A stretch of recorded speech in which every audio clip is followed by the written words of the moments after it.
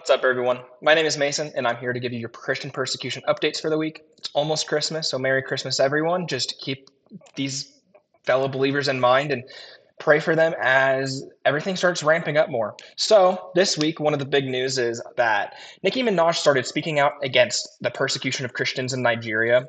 Some of the different things that she said while answering questions was talking about how her pastor is a Nigerian and she has a strong fan base in that country, popularly known as the Nigerian Barbs, noting that these connections made it difficult for her to remain silent.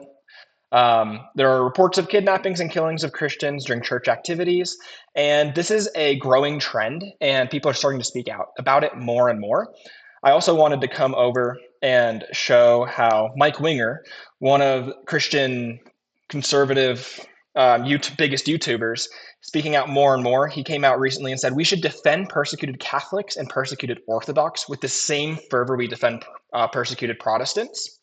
And he's coming out to say this because we're seeing a ramping up of persecution across the entire world. That's why I thought I would bring you some of these sources and some of these different ideas that we're starting to see more and more. So, jumping over, one of these sources about the persecution of Christians in Nigeria comes from truthnigeria.com, fantastic resource for different Nigerian persecutions. And last week they came out with a warning of Christmas attacks from the founder of Equipping the Persecuted. So, one day after another attack, a US based award winning documentary filmmaker and missionary Judd Saul warns that terrorists were planning coordinated attacks on churches and Christian communities during the Christmas season.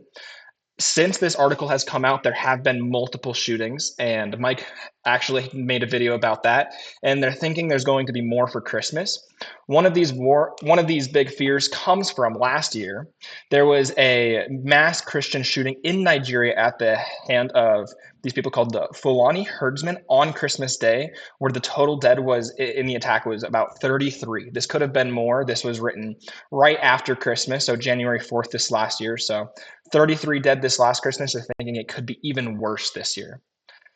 Um, Moving on. So in Iran, there are 5 Christians sentenced to a combined 50 years on Iranian prisons.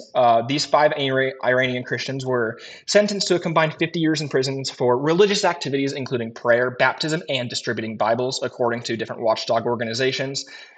Just keep these fellow believers in prayers and keep encouraging them to walk the good walk as they're facing what we're not. And then in another part of the world, we actually are seeing a rise in Christian persecutions by under Zelensky in Ukraine. So one of our different congresswomen, Anna Paulina Luna, stated that state repression against freedom of religion in Ukraine requires a response from the USA. So and this was posted today or yesterday on December 21st. So keep the different Christians that might be facing persecution under Zelensky in Ukraine as tensions continue between Ukraine and Russia as well. The last thing I wanted to point out and give you guys a resource to was opendoors.org. Here you can see the different hot button persecution locations that you can go to and see what's going on. Like number one is North Korea for persecution of Christians, and this is pretty obvious why. There's lots going on in North Korea all the time.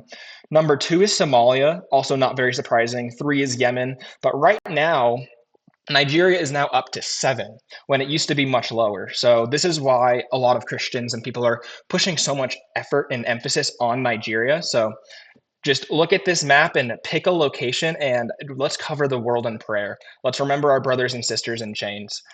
Thank you so much for listening, and I hope that you will tune in next week. I'm hoping to start making a weekly religious persecution just podcast. So, have a fantastic Christmas, everybody, and God bless.